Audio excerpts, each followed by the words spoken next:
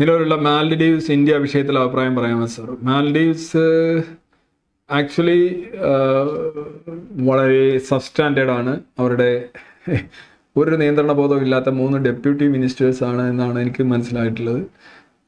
എന്തുകൊണ്ട് India ലക്ഷദ്വീപിനെ promote ചെയ്യുന്നു എന്ന് തന്നെ ഇരിക്കട്ടെ, മോഡി അവിടെ പോയി പ്രൊമോട്ട് ചെയ്തു, അതിന് ഫ്രീ പബ്ലിസിറ്റി കിട്ടി, ഇതൊക്കെ പോട്ടെ. എന്തിനാണ് ഈ ഒരു സ്വന്തം രാജ്യത്തെ ഒരു പ്രദേശത്തെ മോഡി പ്രൊമോട്ട് ചെയ്യുമ്പോൾ വേറെ ഒരു രാജ്യത്തെ ആളുകൾ ഇന്ത്യക്കെതിരെ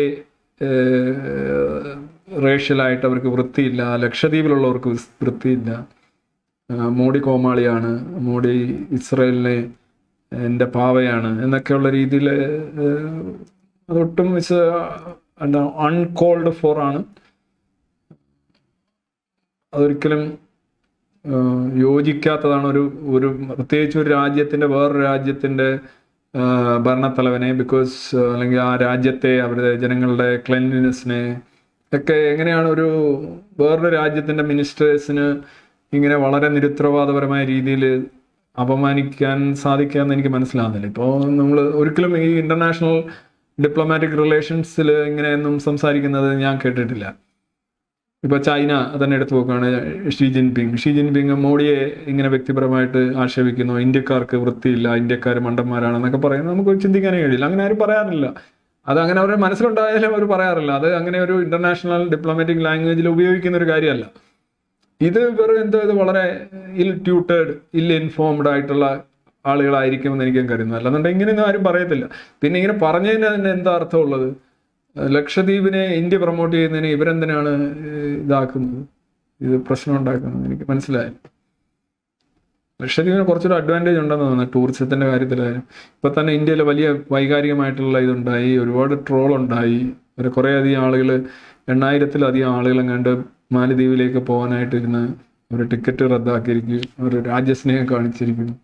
അപ്പോൾ മൊത്തത്തിൽ ഈ മാലദ്വീപിനെ സംബന്ധിച്ചോളം വളരെ മോശമാണ്. ഇന്ത്യയെ ഓഫ് കോഴ്സ് ഇപ്പോൾ ഇന്ത്യയെ എതിർക്കുന്ന ചൈനയോട് വിധേയത്വമുള്ള ഒരാളാണ് അവിടെ ജയിച്ച് പ്രസിഡന്റ് ആയിരിക്കുന്നത്. എന്നിരുന്നാലും ഈ ചൈനയോട് അങ്ങ് വിധേയത്വം പ്രഖ്യാപിച്ചു കഴിഞ്ഞാൽ കാര്യമൊക്കെ നടക്കും, അല്ല ഇന്ത്യ അത് വെച്ച് ബ്ലാക്ക്മെയിൽ ചെയ്യാം എന്നൊക്കെ ആയിരിക്കും കരുതുന്നത്. പക്ഷെ ആ രാജ്യത്തിന് നല്ലത് ഇന്ത്യയുമായിട്ടും സൗഹൃദം ചൈനയുമായിട്ടും സൗഹൃദമായിരിക്കും. അതായിരിക്കും ഒരു കുറച്ചുകൂടെ ഒരു മര്യാദ. ഇതെന്തായാലും വളരെ മോശം, വളരെ അൺസിവിലൈസ്ഡ് ആയിട്ടുള്ള കമൻസ് ആണ്. ഇനിയിപ്പോൾ അവർ ഡാമേജ് റിപ്പയർ ചെയ്യാനായിട്ടുള്ള ഒരു ശ്രമത്തിലാണെന്ന് തോന്നുന്നു. അവരെ 3 മന്ത്രിമാരെ സസ്പെൻഡ് ചെയ്തിട്ടുണ്ട്. ചില പറയുന്ന അവർ ഗവൺമെൻറ്റിൻ്റെ ഭാഗമല്ല, അവർ ആക്ടിവിസമാണ്, അങ്ങനെയൊക്കെ ഏണ്ടൊക്കെ കുറേ ഇത് കിട്ടും. എന്നാൽ അവിടുത്തെ പ്രധാന പ്രതിപക്ഷ കക്ഷികളെല്ലാം ഇതിനെ തള്ളിപ്പറയുകയും ഇന്ത്യക്ക് ഒട്ടും ചെയ്യാൻ പാടില്ല എന്നുള്ള രീതിയിൽ പറയുന്നുണ്ട്. ഗവൺമെൻറ്റിൻ്റെ അഭിപ്രായമല്ല ഇതെന്ന് പറയുന്നുണ്ട്. ഇനി ചിലപ്പോൾ ഒരു പബ്ലിക് അപ്പോളജി വരുമായിരിക്കും. പക്ഷേ എന്തായാലും damage is done. It's extremely uncalled for, unwarranted, unprovoked ആണ്. എന്താണ് ഇത്രയും പ്രൊവോക്കേഷൻ ഉണ്ട്?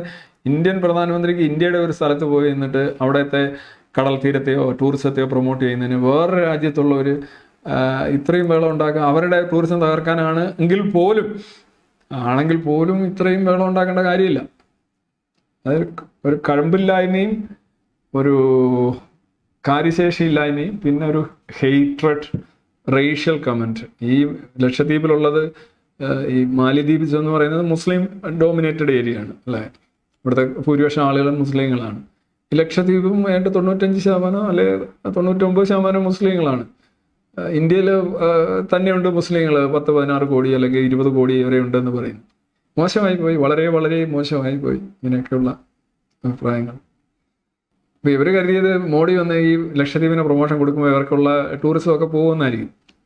എന്നാലും അതൊക്കെ ഉള്ളിലല്ല വെക്കുക, ഇങ്ങനെ പുറത്ത് പറയാൻ പാടുള്ളൂ.